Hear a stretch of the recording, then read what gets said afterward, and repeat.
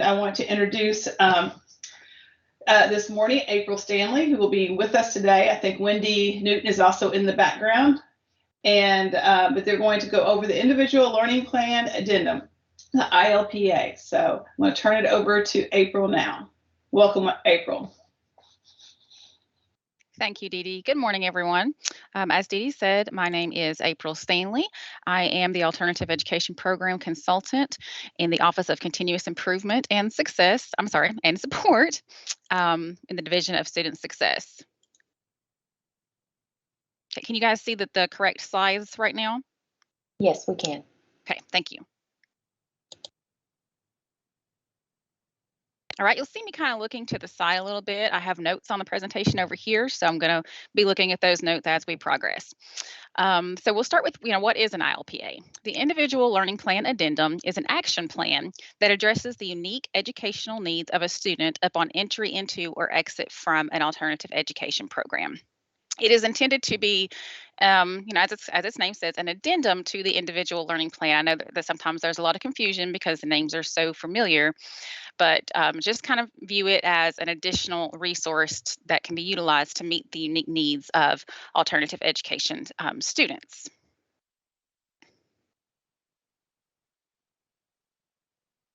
And view it as a source document. Upon talking with some programs about how they utilize the ILPA, one program in particular made a good point about using it as a source document that I thought I would share with everyone else. They can use it for data collection, student direction, ILPA meeting guides, PBIS foundation, or progress monitoring.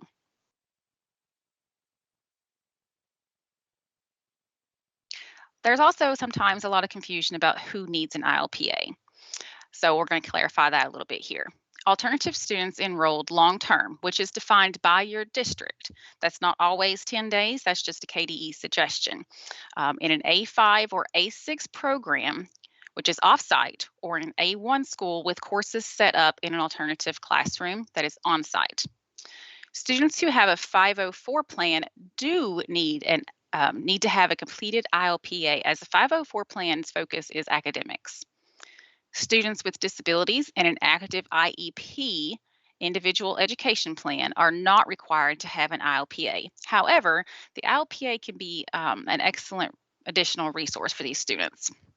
And additional information about who needs an ILPA can be found in the statute 704 CAR 19002, as linked in the presentation.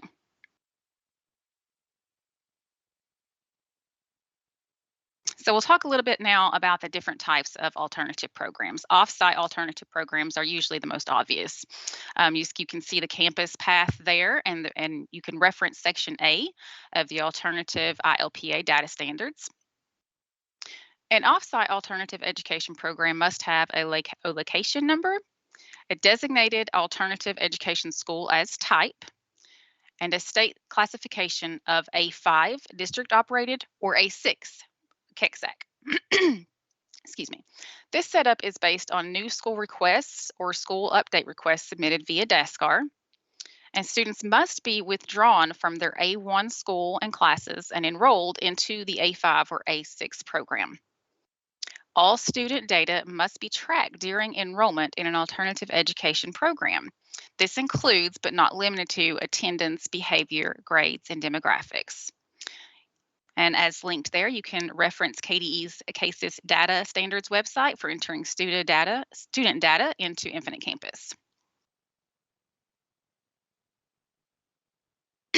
And then we have our on-site programs. Again, you can see the campus path there, and it's referenced in Section B of the Alternative ILPA Data Standards.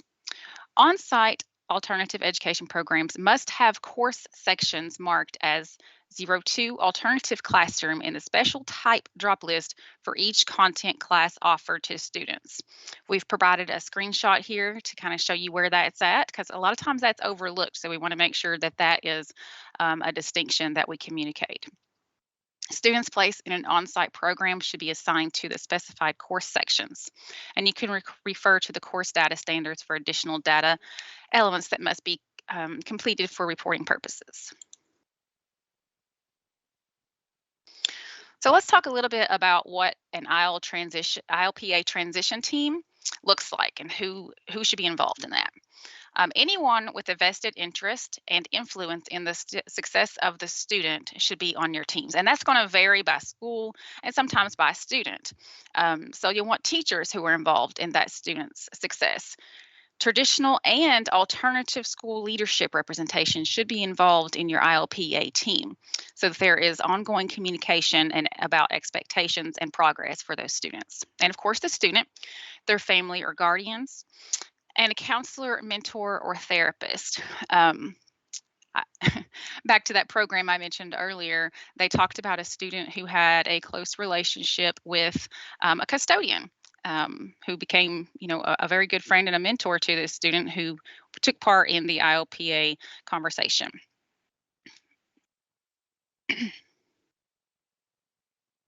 So when you're forming a transition or ILPA team, you can see the campus path there, and that is referenced in section C of the Alternative ILPA Data Standards.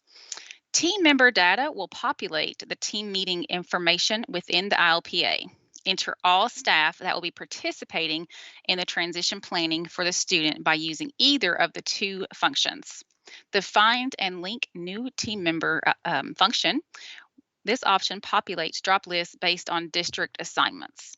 Enter new team member allows manual entry of a team member who may not necessarily have an existing district assignment.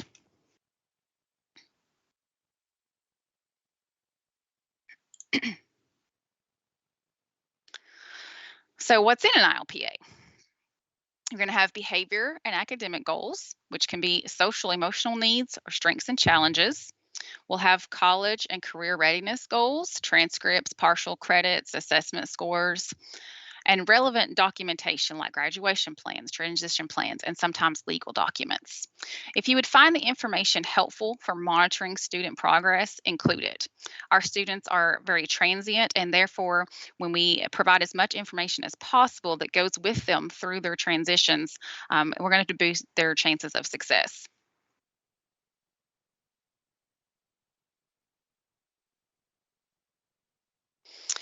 So when you're ready to get started and set up your ILPA, we've linked here the ILPA setup document, which will assist the district with setting up the template banks located in various parts of the ILPA.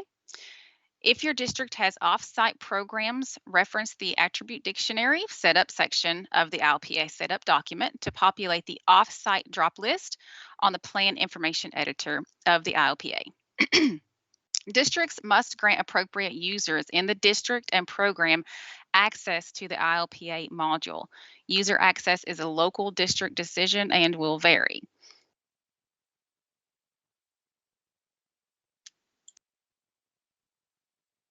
So talk a little bit about template banks. I have found that often programs aren't really aware of the template bank. So I wanted to make sure that we communicate that tool a little bit because it's very helpful.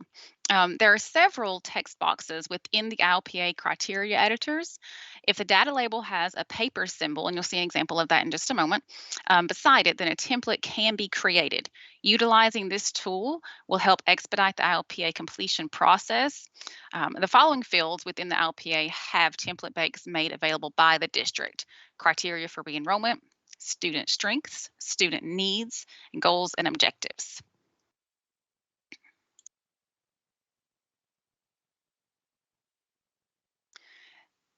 The editors. The Kentucky ILPA outline shows each editor of the plan, and you can see that here on the left as a navigation tool. And once you get through an editor and you've entered all the information that you would like to enter and save it, it will appear in bold so that you know that that one has been saved and you can move forward. Creating a new ILPA and information plan editor. You can see here the campus path, and that is referenced in section D of the Alternative ILPA Data Standards. You want to create a new document and choose Kentucky ILPA. Navigate to the Plan Information Editor. Add your relevant dates and placement information.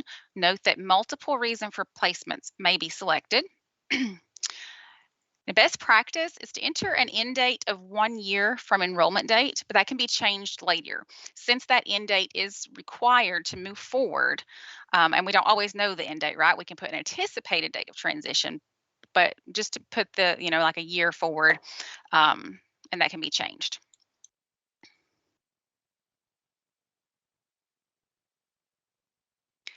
Then you'll come to the student information editor. We've provided a screenshot there. You can refresh student information button and will populate data as read-only from the student census record. That one's pretty straightforward and easy. And kind of the same for the parent guardian information editor. Refresh guardian information button will populate data as read-only from the student's household record. District School Information Editor.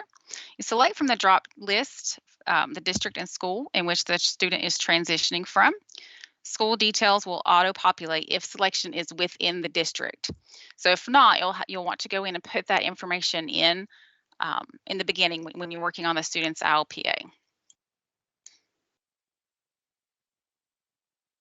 Next, we'll come to the Transition Information Editor.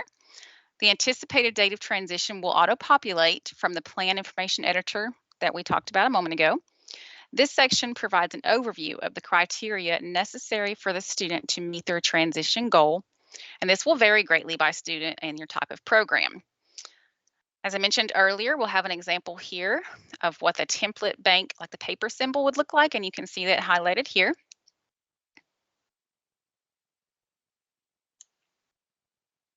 And here's an example from one of our A5 programs of criteria for re-enrollment template bank.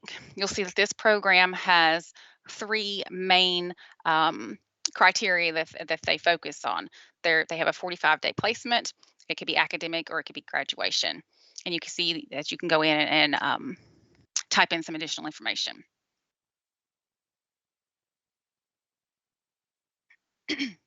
Then you'll come to your student records editor. Review and select all documents available upon enrollment in the program. Reference the student's ILP for a more efficient transition and completion of the ILPA. As a best practice, comprehensive student records make transition easier and increase student success.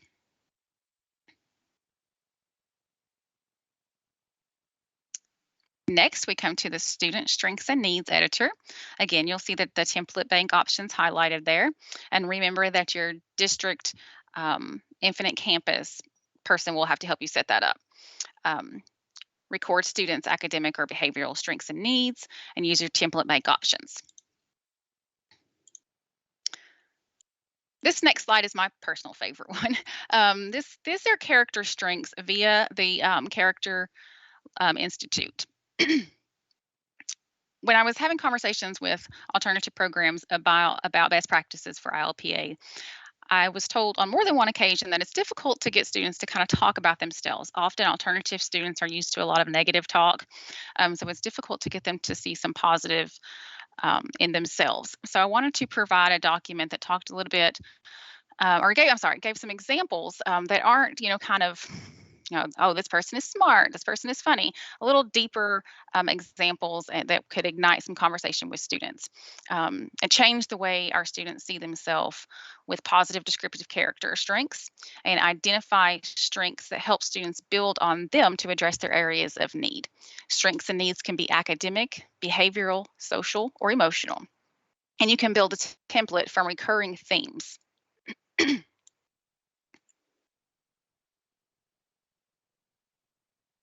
You'll have your goals and objectives editor. You want to develop meaningful goals. Not all goals and objectives are measured by academics or disciplinary related events. They can be college and career readiness, social, emotional.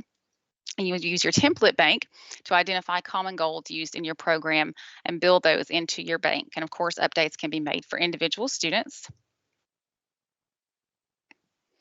Objectives should be measurable. Goals can have multiple objectives. It appears that my slides are not moving forward. April, it's Wendy. Your slides are moving forward. I just noticed, like on the previous slide, like your transition for words to come on the slide weren't coming. See under strengths and needs where it's got, Yes. and I'm not sure why that is, if it's the presenting thing. So you may just want to, on those, just tell people out loud what those are supposed to be. Okay. I noticed that as well. I was hoping it was just a me thing. Under strengths and needs there. I think I mentioned that was just academic, behavioral, social, or emotional. And then at the bottom, it was, build a template from recurring themes.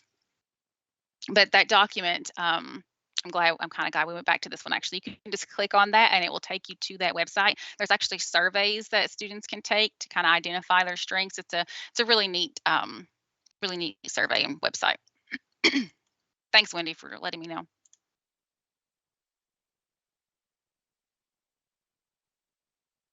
Okay, and now we have an example for the goals and objectives template bank.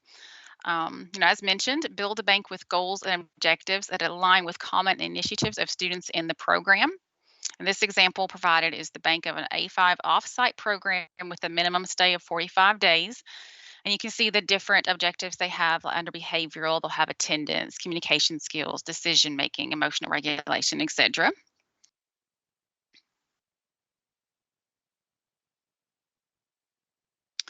Then we'll come to the team meeting editor. Regular team meetings to review student progress is a vital component of the ILPA process. You want to document the time, purpose, attendance, and outcome of team meeting. Members that were added via the team member section will be available in this editor. And you can see the screenshots there to kind of give you an idea of what that section looks like. Once you have completed the student ILPA, you want to make sure that you have that locked. There's an example for you to see how to do that. If the ILPA is not locked, it will not sync to the Infinite Campus State Edition, which means that we will not be able to access that for reporting purpose, or when we're monitoring or reviewing for the APOD process. We will not be able to see the ILPA unless it is locked. So make sure that that is done, please. April, can you explain what APOD is, please? Yes, I'm sorry. The Alternative Programs of Distinction process, it's kind of been on hold for the last few years for obvious reasons. We're hoping to pick that back up this year. And part of that process is ILPA completion rates. So that's why it's so important to lock your ILPAs, because it will not will not sync to the state edition.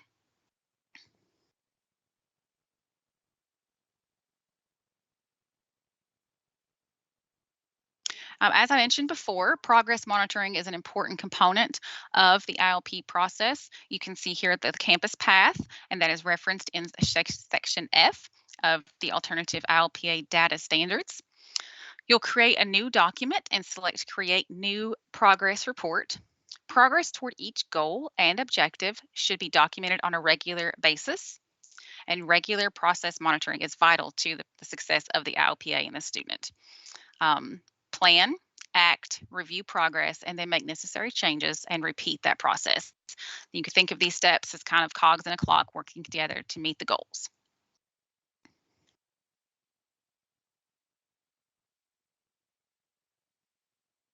I wanted to elaborate a little bit on the upload documents feature.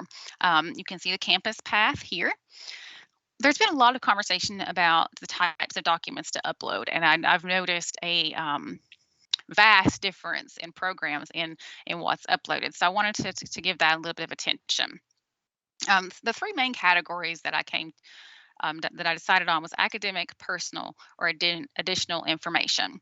What I found interesting in academic was that some programs, when they do a credit summary, they not only include like a transcript of the students' current grades, but they would also include current course progress. Because our students are so transient, I thought that was a brilliant idea to make sure that these students are getting credit for the progress that they have completed in a certain course. Of course, you'll have their individual learning plans, their career interests, vocational certificates, scores like their ACT, reading math assessments, personal information, like legal documentation. If a student has a sensitive situation and that documentation is important to their ILPA process, include that, or pertinent information that may be missing from Infinite Campus. And additional information, the trauma-informed plans or their transition information plan are always helpful in assisting our students when they're transitioning.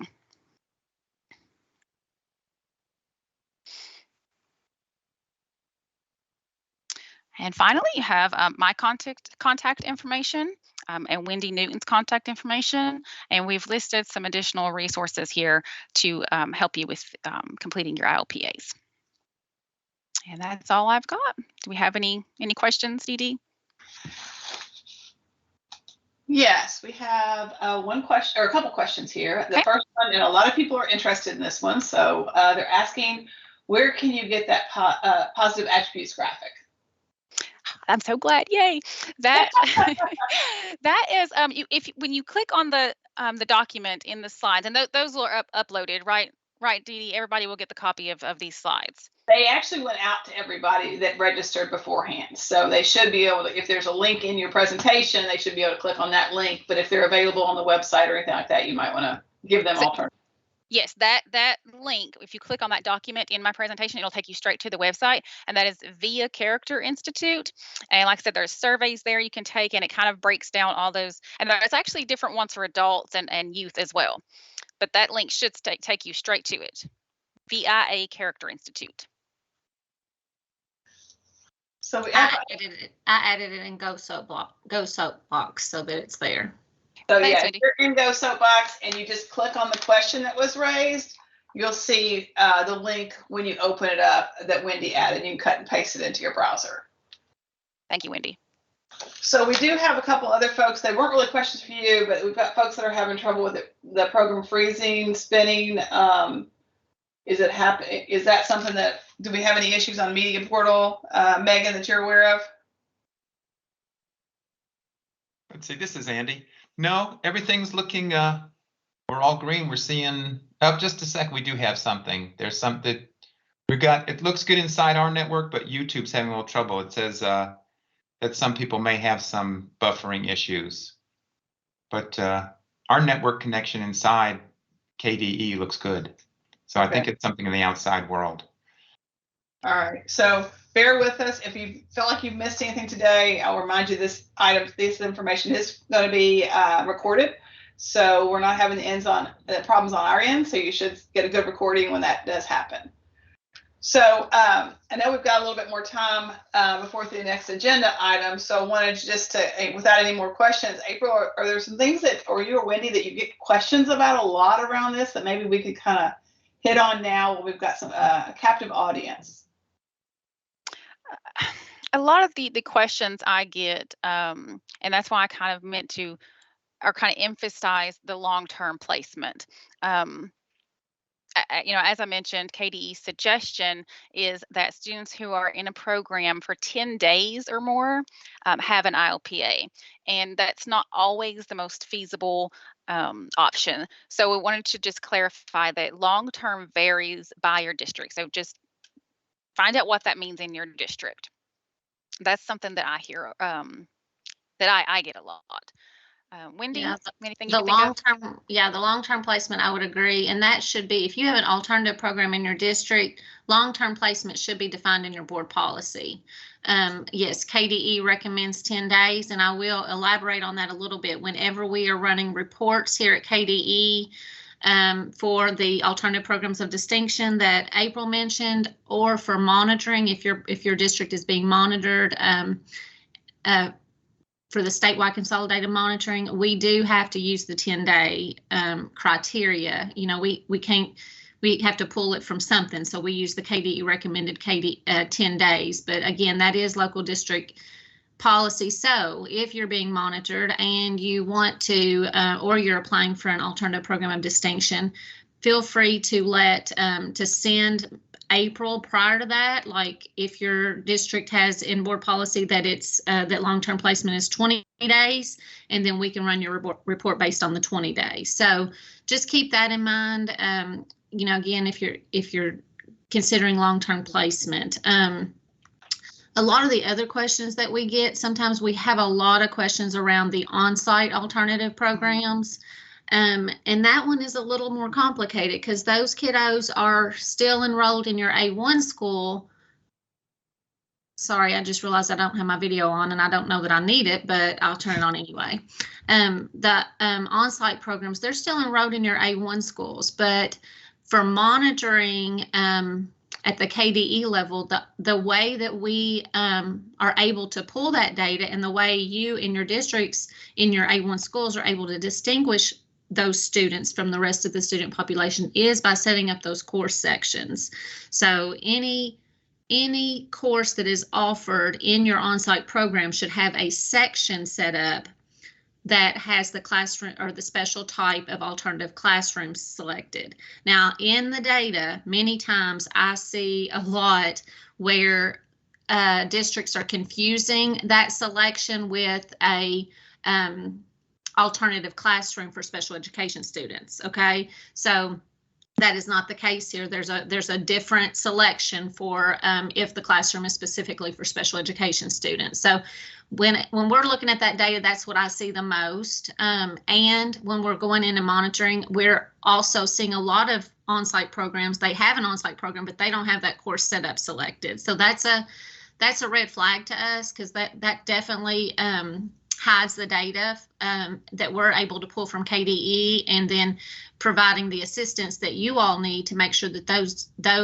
students have the support that they need and that they have the ILPA created, as well as your offsite programs. So those kids need an ILPA as well if they're considered long-term placement in your on-site program.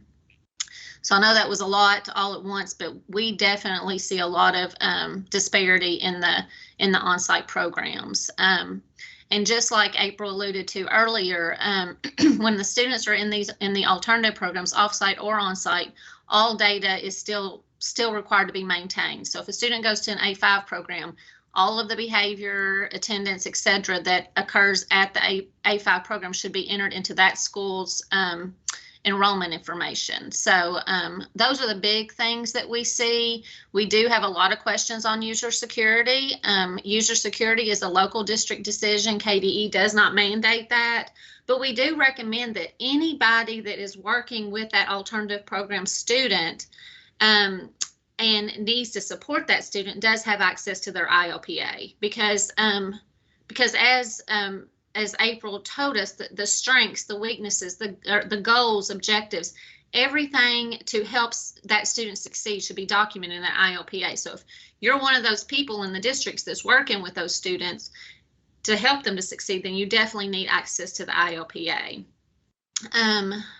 The documents tab within the ILPA section, like April told us, and I really like the slide that gives lots of suggestions, yes, of things that could be put there. Just make sure that anything that is relevant to, again, the student's success is uploaded there and available for reference throughout the student's stay within the alternative program, and even when they transition back to the regular educational setting. This information is very important. The ILPA is important when they transition back. It'll reference what worked with the student, what didn't work, and what can we continue after they've transitioned back to the regular educational setting. Or to another alternative program. Exactly right, or to another alternative program. Our students are very transient, especially in some of the bigger districts. So having that information, the trauma-informed plan, that's relatively new over the past few years, but it's very important information for these, again, transient students who may have experienced trauma in their personal life or in school or in any other arena. So you can upload any kind of documentation there, and it stays with the student. So I think that's really a good feature to have. We are trying really hard to start doing more trainings, regarding the ILPA and getting that out there. This is a district tool. KDE uses it to look at monitoring and for the alternative programs of distinction, but this really should be a student-centric document that is just like your IEP, it should be individualized to the student. So just, you know, we have asked Infinite Campus for some enhancements to the ILPA that we have received from our alternative program cadre, which is a representation of what I would call an advisory group of people that districts and schools that work with the alternative programs. April's been really good about working with that group, and they invited me to a meeting a few months ago, and we gathered some very good information and ideas to help improve the ILPA. And as always, we welcome that. So if you guys, you know, if you have things you're getting in there and you're working the ILPA or the alternative program sections, and you realize, hey, it would be nice if this had this would help us. This would help. Again, it's a district tool. So reach out to April and provide those suggestions to her so we can work with Infinite Campus to make this the most valuable document that you can use for your alternative programs. So we do have a couple more questions. Okay. And if you've already addressed these, I apologize, I might have missed it. But can you give some examples of on-site placements? Sure. April, do you want to take that, or you want me to? You can, Wendy. You explained it much better than I do. Okay. So on-site programs would be students that are in, let's just use the high school as an example, and they go to an alternative classroom that is in another wing in the school, or, you know, they are placed into an alternative classroom for a specific amount of time away from their regular educational classrooms. So those kids, I always use in-school suspension could be one. It may not be because of behavior reasons. It could be a credit recovery room in which they go for an extended amount of time. So they are removed from their regular educational classrooms to another room within the school. Does that make sense? And if you ever need any clarification on that, you know, like Wendy said, please reach out to us. We do get a lot of discrepancies in that area that we would like to really start correcting. Yeah, so on-site basically would be an alternative program within an existing A1 school. So as opposed to, I have another brick and mortar building that is an A5 school that has its own school program. This is an on-site program that is an alternative program. Students are removed from the regular educational classroom into another location within the same building. Okay. So another question, should there be an ILPA when a student's parents request an alternative setting as well? Yes. Yes. So on the very first editor, the plan information editor, and I'm not sure we actually went over this, but there's a reason for placement, and there is voluntary and involuntary. So even voluntary placement into an alternative program should be documented and an ILPA be present if it's long-term placement. So I think it's the placement drop list. I'm pointing at my screen like you guys can see me, but the placement drop list there has voluntary or involuntary. And again, even if it is a parent requested voluntary placement and they're there for longer than the long-term placement as defined by board policy, then they should have an ILPA. The other thing that's on this screen while we're here, the reason for placement, there's I think there's 4 options, and it's social, emotional, behavior, academic, maybe attendance. I'm trying to place it from memory, but you can select multiple reasons there. You don't have to select just one. So while we're there, I think I answered that question. Lisa has a question in our chat that says, does an on-site alternative program have to be approved by KDE before it is offered? No, there is no requirement of that. All right, we have another question and go soapbox. Should the ILPA be locked all of the time until you need to edit, or does it only need to be locked when a student is transferring to another program or school? The ILPA, oh, sorry, April. No, go ahead, sorry. You said it all the time. ILPA should always be locked. It's just like an IEP. You have got to lock the ILPA should be locked in case the student, again, is transferring through student records transfer, and it also designates or indicates that that document should sync to state edition. So anytime we're pulling the data, we would then be able to see a locked ILPA. The only time it should be unlocked is when you need to go in to make a change. Okay.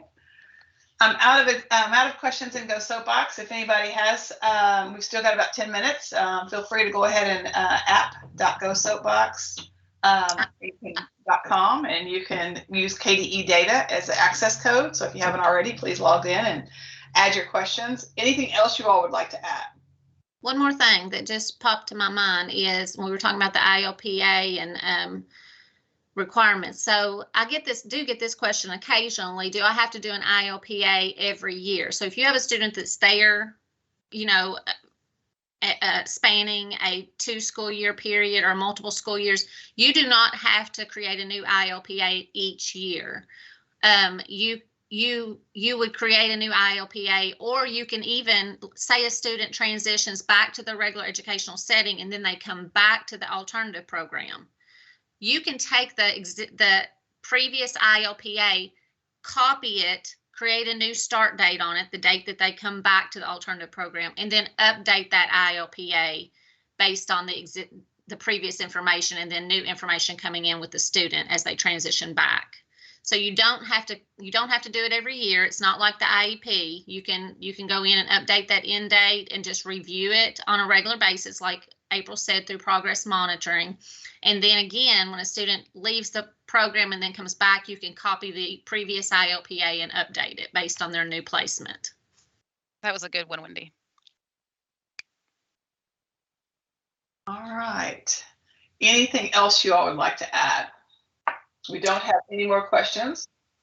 I would just like to add that, you know, Wendy and I, like Wendy mentioned, we have had some extensive conversations with our cadre, but I have also reached out to a lot of programs. If I got an opportunity to speak to you in the last year, you probably heard me say, hey, do you have any requests or suggestions for the ILPA? Because we have been trying to be very mindful of that. We don't want it to be just a checklist item. We'd like for this to be a meaningful document to help our alternative education students, because they are in such a unique situation and do need that extra support. I did want to talk a little bit about, I mentioned using it for, you know, PBIS Foundation. I'm thinking of one program in particular who bases their PBIS charts for the, you know, to update the students each day on their progress, and they base that on the student's ILPA. So I thought that was a very interesting way to incorporate the ILPA into the day-to-day of their alternative program. Just another way to make it more meaningful.